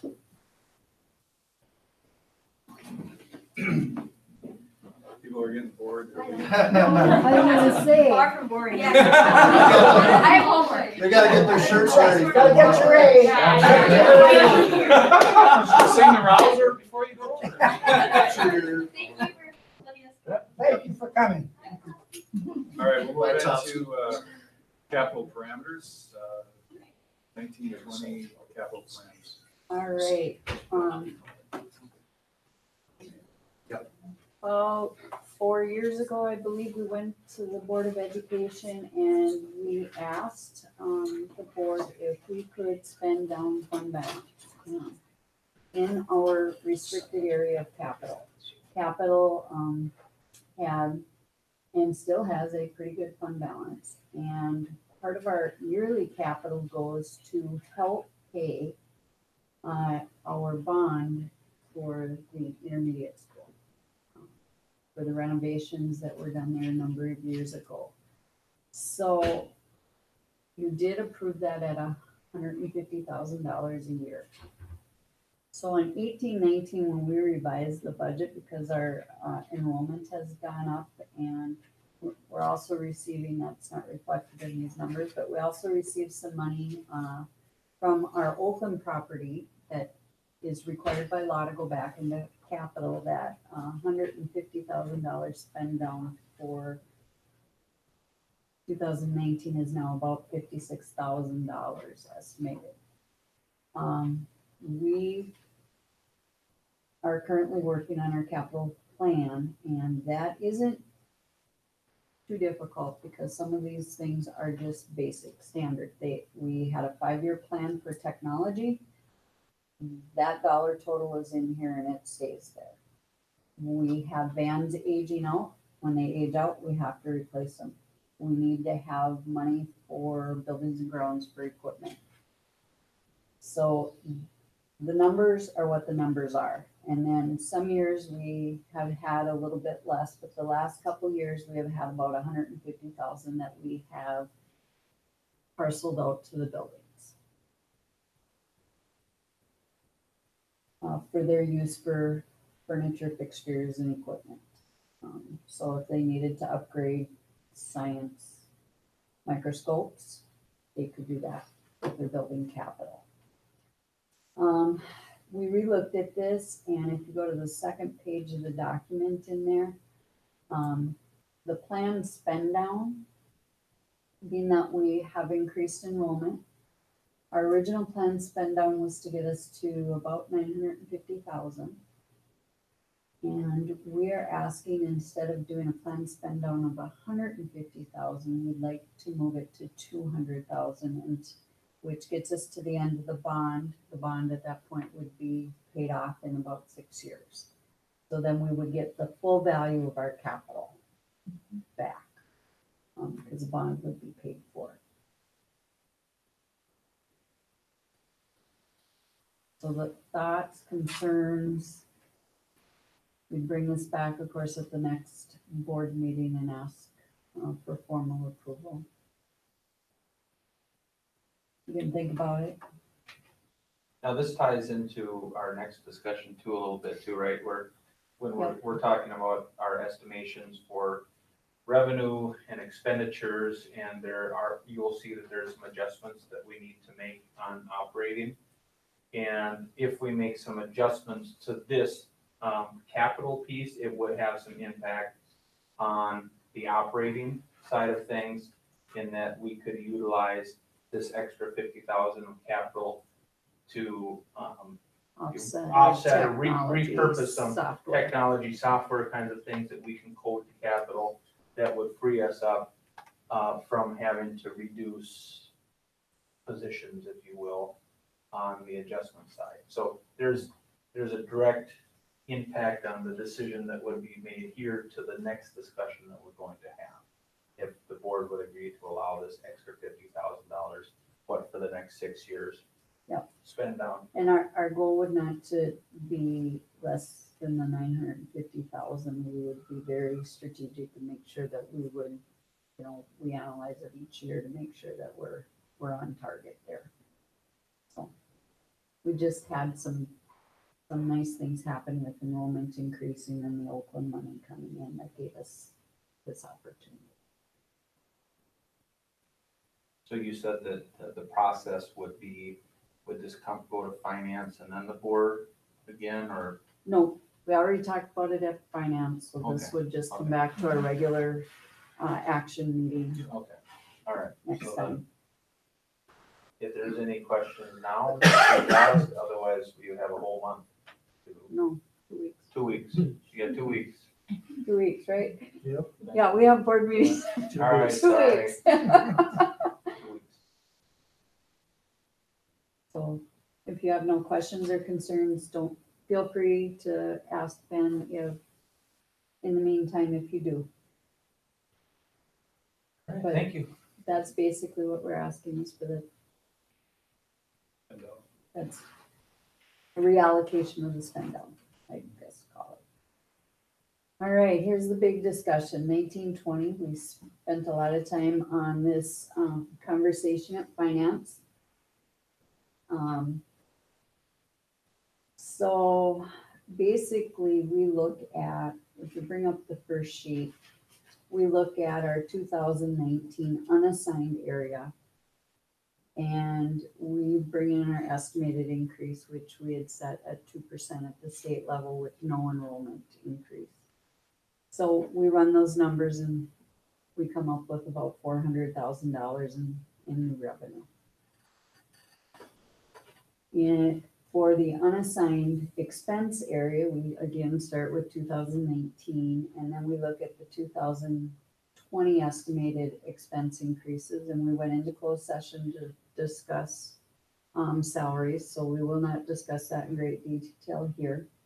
But that is the largest part of the estimated increase of 1.4.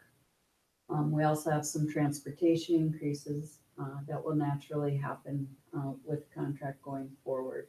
We always have severance changes based on movement within those choosing to go on to their next life. We have some buildings and grounds recommended increase this time because of, well, the cost of materials, not so much labor is part of the labor conversation, but, as far as our staffing, but materials are going up. So there's some increases there. And then, of course, looking at, special education, which, really the expense change there is the Rum River piece of it. So that gets us to a variance of a negative 1.7. And let's see, what do we got next? So under the new grading style, this would be not meets expectations. Well, at the moment, yes. Yep, correct. But under the new grading standards, we Well, get we'd to have an chance opportunity to to go retake back. it and try it again. Yeah. We can try it again. Yeah. Which is kind of real life. No So- space for more. Yes. All right, the next sheet, attachment, really the first one is just our unassigned area and looking where, if we hit, as we always talk, we try and budget worst case scenario. And we monitor that monthly as we go along and make sure those percentages are running, relatively the same. It is running pretty much, it's a little bit higher, and April it may be a little bit stronger than it was even in March. And I'm gonna use the snow plowing, you know how I like to use snow plowing, so we have to budget for snow plowing. We would not do the things such as take that budget out because it does snow here.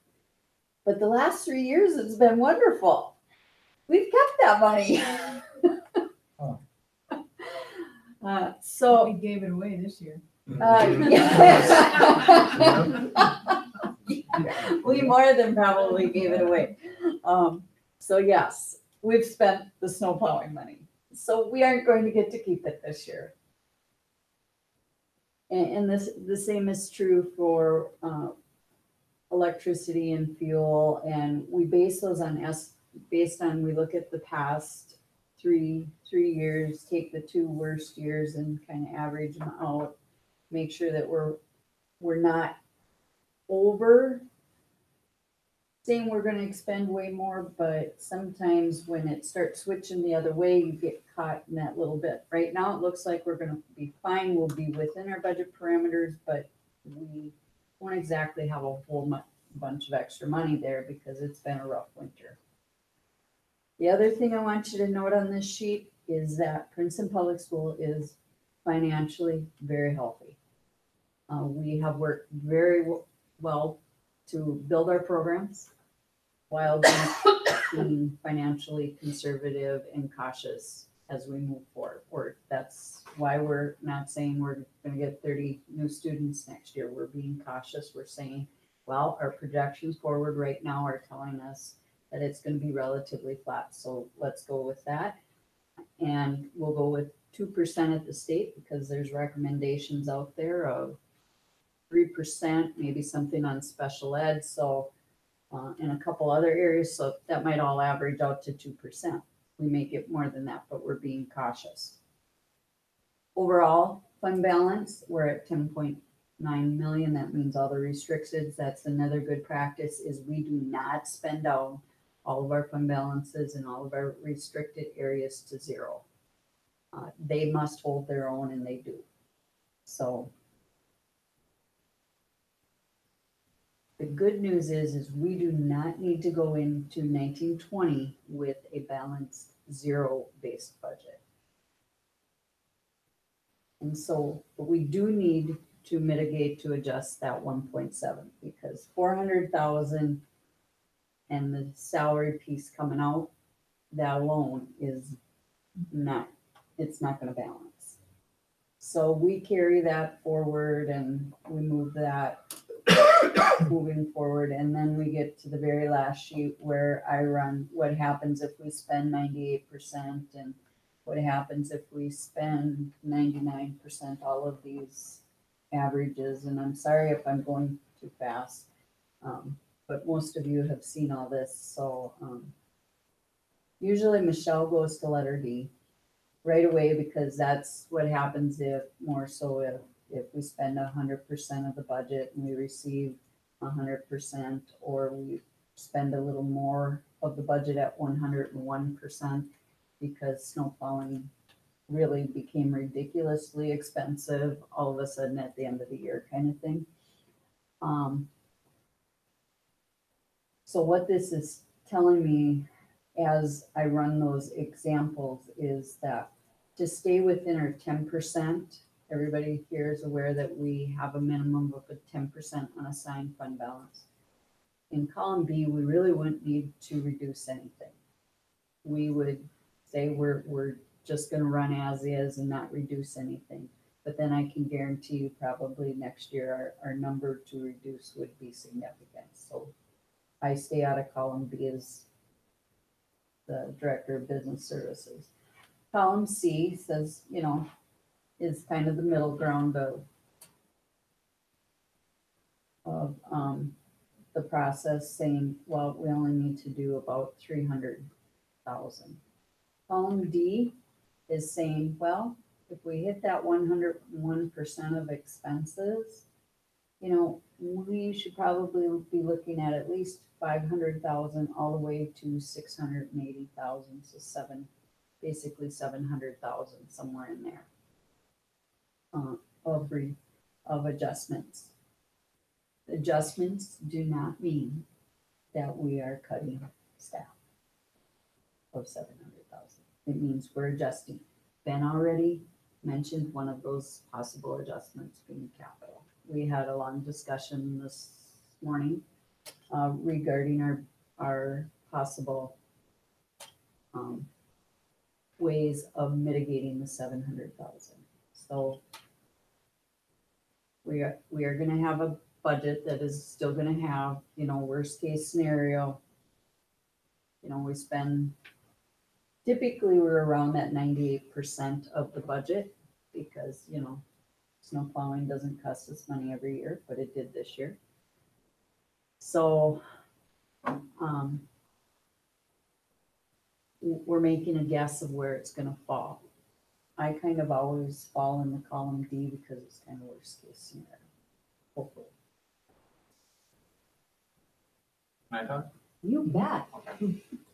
So with that, I think with all the projections, and we ran this through, I don't know how many finance meetings and work sessions and things, I think we're basically settling on, we feel like for now, we should be looking at about $700,000 of adjustments. We spent about 2 hours this morning with our admin, and we just looked at everything, and we had lots of deep, rich discussions. I want you to know, and I think that this is on your attached here, we have some information on class size. The parameters that the board sets for class size is hugely important to this discussion. I want the board to know that you should feel very proud, in my opinion, of the class sizes that you have for parameters. As I look across the state and our neighboring district, we are, I believe, on the lower side of what we want to have for class size. We say 19 to 21 for kindergarten and first grade.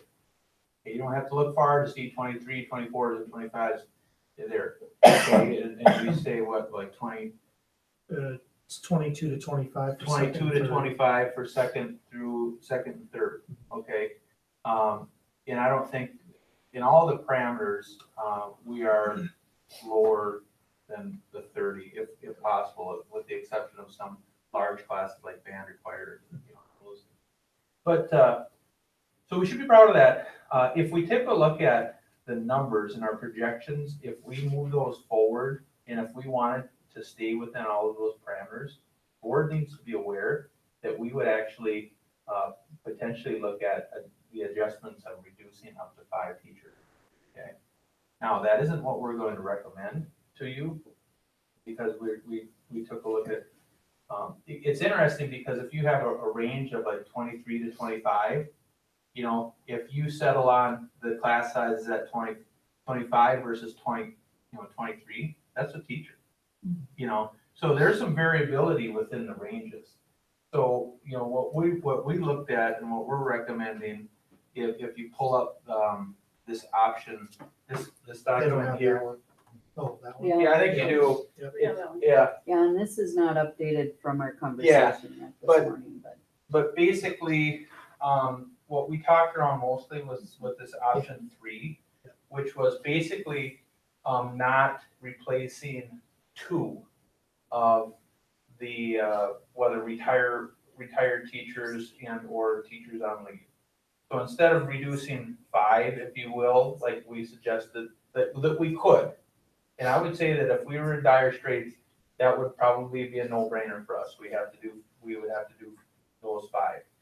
We're suggesting just 2 less teachers. And basically what that's going to do is that will keep us at even the mid to lower side of each of the ranges that the board has set for parameters.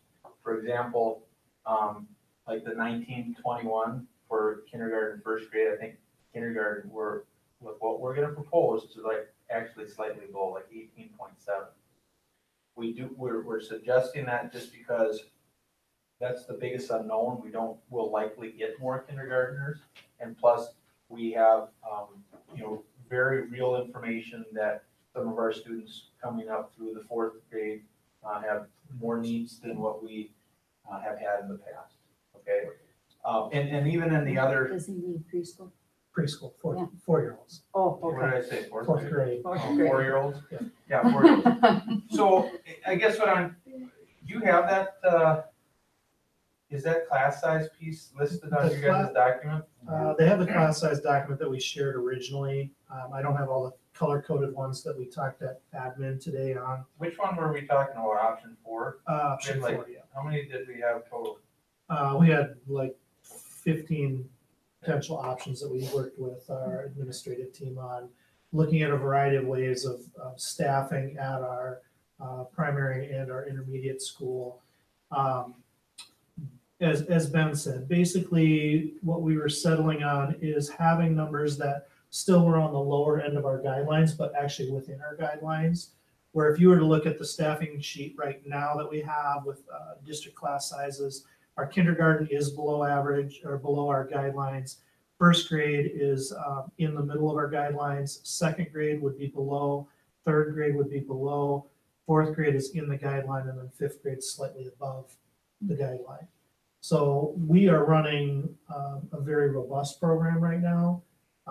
From class size perspective, we do feel like that's an area where we can take advantage of some of the recent retirements, leave of absence, and not impact current teaching staff that we have here, because we want to keep as many of them as possible. They're phenomenal people, but yet this also allows us to continue to be fiscally responsible and not be in a situation where we have to make major cuts a year from now or 2 years from now. By continually analyzing that, I think that's something we want to continue to look at. Right now, with what we're gonna propose with the 2 less teachers total, the class sizes for next year projections would be kindergarten would have 18.6, first grade would have 20.4, second grade would have 22, third grade would have 23.8, fourth grade 24.2, and fifth grade 25.6. I think that nobody in the country could argue that those aren't very high quality class sizes on the lower end. And that, but we needed you to know that we could do more.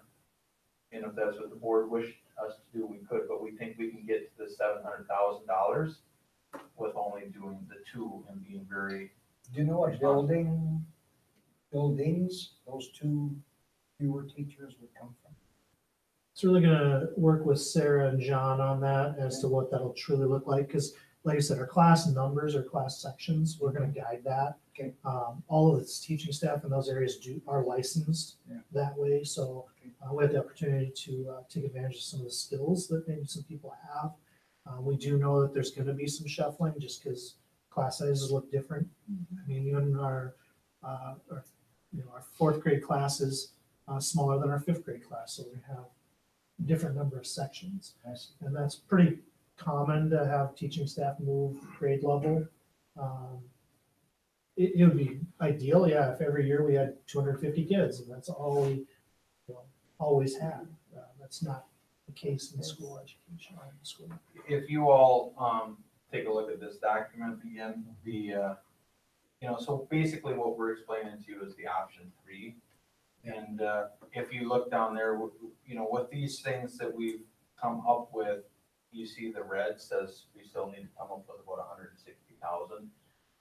That 50,000 potentially that we just talked about in capital, that would be part of that. We talked a little bit about taking about $50,000 through staff development dollars and repurposing that to pay for some staff development days that would offset some of that.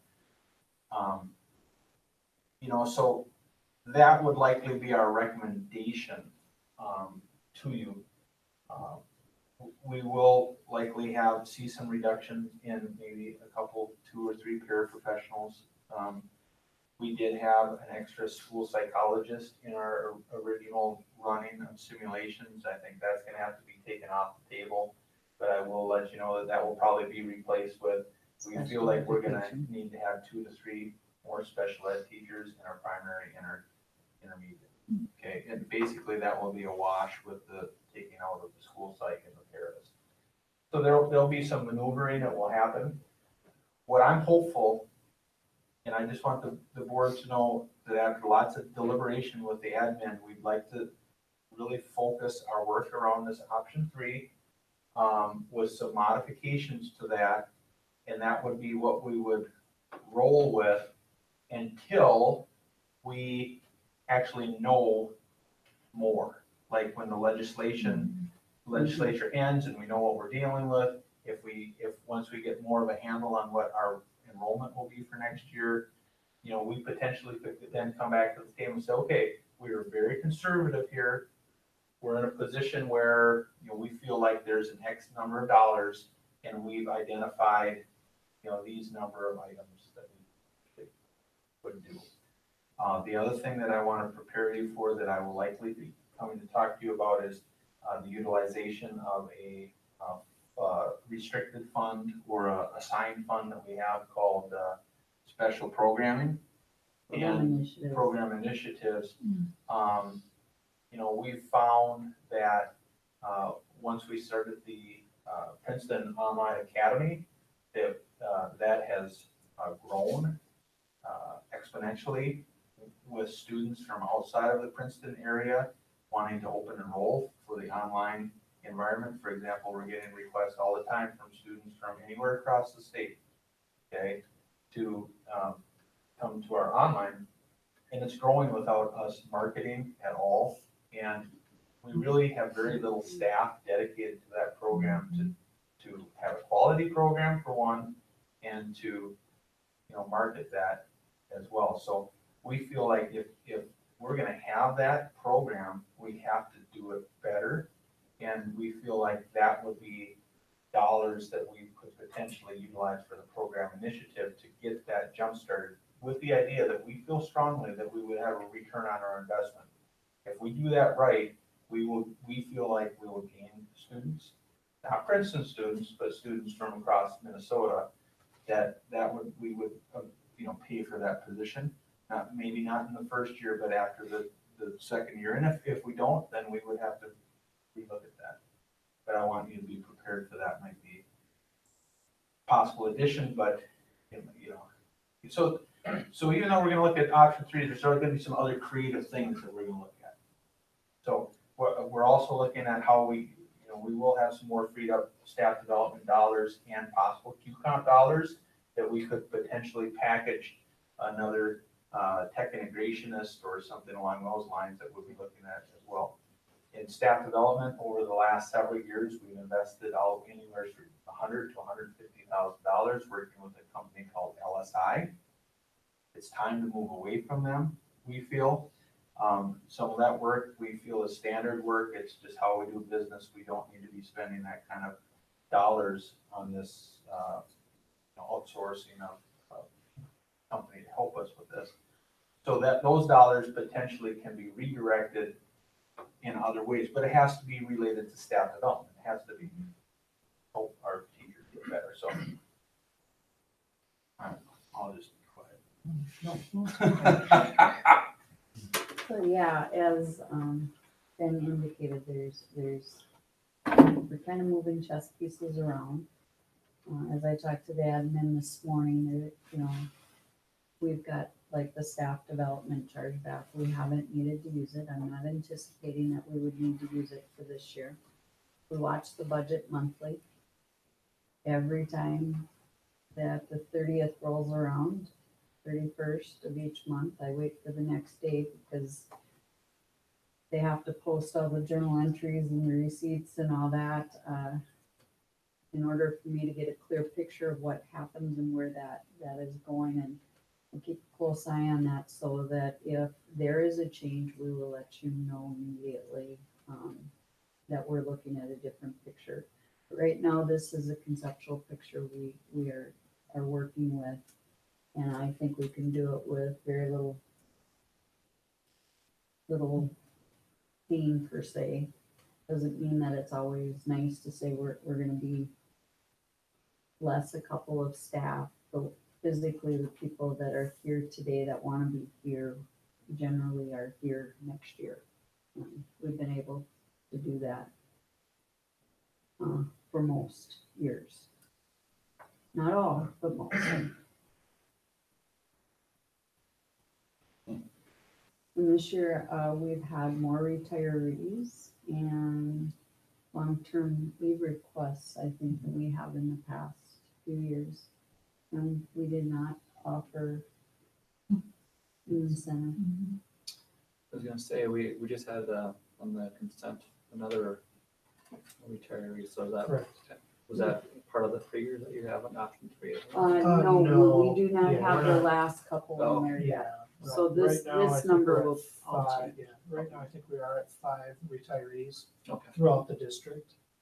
There are some, obviously, positions that we do need to replace. Right, because Um, now we we're have too some- short, right, for Yeah, for that. correct, yes, yep. So, like I said, I'm working with the building principals on their needs, making sure that, again, it fits within our FTE structure and stuff that you guys have put in place for us, so. We'll get there. It seems like we're always going backwards. Yeah, 2% does not offset. No. There's just, and I know. the, It's so, like, if you wanna innovate and you want to build, and then we get to this point, now it's the second time for me, it's like, yeah, Mhm. the revenue coming in does not offset the expenses, and the large part of it is salaries. Well, this is a starting point. I'm fairly optimistic that we'll be able to come back in 2 or 3 months and say, okay, maybe we can't do some things that would add, we are adding, the sped piece. I mean, that's significant. If we, the potential on the online, the leadership, that's something. If we can do something with the staff development and some things there. Ultimately, the board needs to realize too, I mean, we're in that percentage of the state that doesn't have a voter-approved operating referendum, right? I mean, yes, some schools have more money, but every community is different. And I don't know what percent of the state has voter-approved versus not. I would say, we probably have it, I'm gonna say maybe 75% do and 25% don't, something like that. We're in a minority that we don't, and that's okay. And we're doing well. And we were able to make this $700,000 adjustment without, it's not like we're ending the world quite yet. But I would say, I mean, if we had to cut, some big money, if we weren't in adjustment mode, we were in cutting mode, I mean, hey, we'd have about $400,000 more of reductions, and that's just staying within our parameters, which are still really good parameters. You know, we had some discussions today on the future of some other things. I'm not gonna mention those, but there's some things that we haven't tackled now. Thankfully, we don't have to do that yet. But I'm with you. I mean, I was ready to spend all kinds of money. I got all And kinds that's of. Michelle's job to keep him in line. He may have had the, having a heart attack. Michelle's like, who's this guy? Wants to spend all this money. I think the superintendent in North Branch said they picked slip 27. This year? They're at it Again? Yeah, Oh my they're at it gosh. again. Oh, I 27. think she said 27. Which just goes back to when Michelle said we are financially good situation. Makes sense. They have declining enrollment, so that's Oh, their, sure. that is their issue, That's is huge. their decline. It's their decline. Been through worse than we've gone through.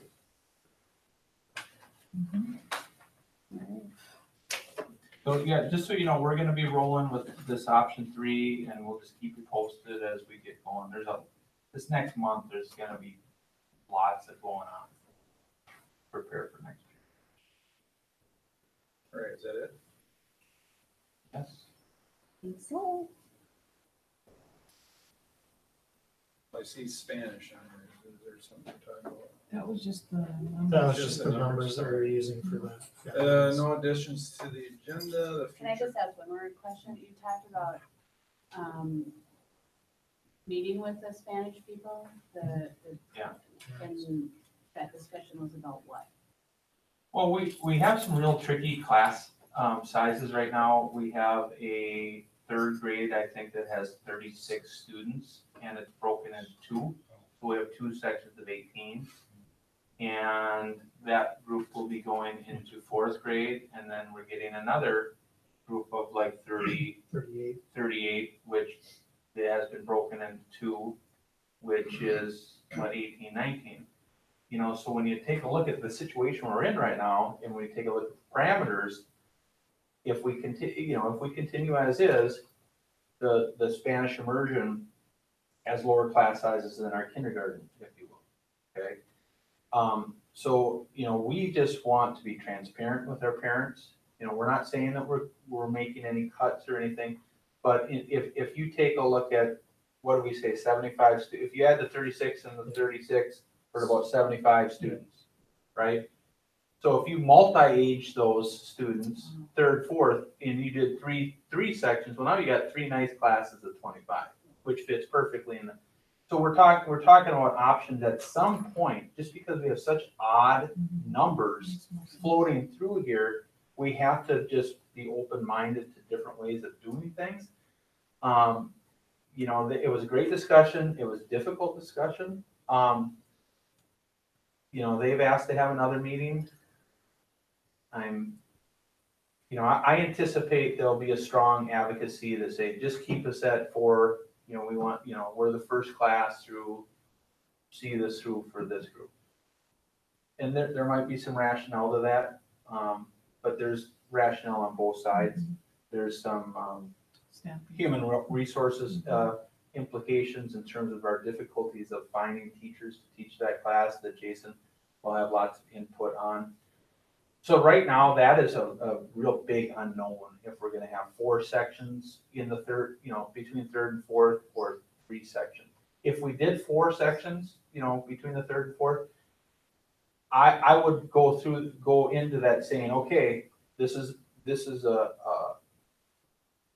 phase in for everybody needs to know crystal clear that next year we are doing this different, and we're gonna phase out one of these sections. So I don't know where that's gonna end up, but it's kind of like if you got a class of 30, you know, 2 students in English. Do you have one section of 32, or do you have 2 sections of 60? You know, that's tough. Are the kindergarten numbers, or maybe you don't know this yet, coming in strong still for Spanish immersion? I mean, is it still, Yeah, we don't know yet. you don't know yet? Yeah, we don't have those numbers yet. We know we've got about 218 eligible students. We don't know what our applications look like for Spanish immersion. We have a long-term plan. That's what we're trying to do. Yeah. We're trying to get a long-term plan. Perfect. Motion to adjourn. So, Motion in a second. All right. Well, thanks for hanging out Hey, with wow. us Yeah, at the they- very You guys end. get extra credit for that? Is that a North Star shirt? you stuck it You out. got, is that a North Star shirt? Yeah. It is. That's Tigers. Retro, man. Nice, I like that. Wow, that's cool. Have a good night. Thanks for coming. Thanks for coming. Hey, does anyone have a good basketball bracket that's going on? Is there any good ones in town? NCAA one? Yeah, are you guys part of it? Yeah, ongoing. Who does? I got money. You got one going? Yeah, we have one that's, I don't know, we've been doing it for about 3 years. You're not on yet? No, why don't you give one? How much is it? Every $5 or a time? Nothing big. Yeah, well. You know, I. You not interested? long Geared up for now that I tomorrow? think I lost Yes, my. I am. Are you driving down Separate or you riding the bus? Driving down Oh, separate. I'm a homer though. I'll,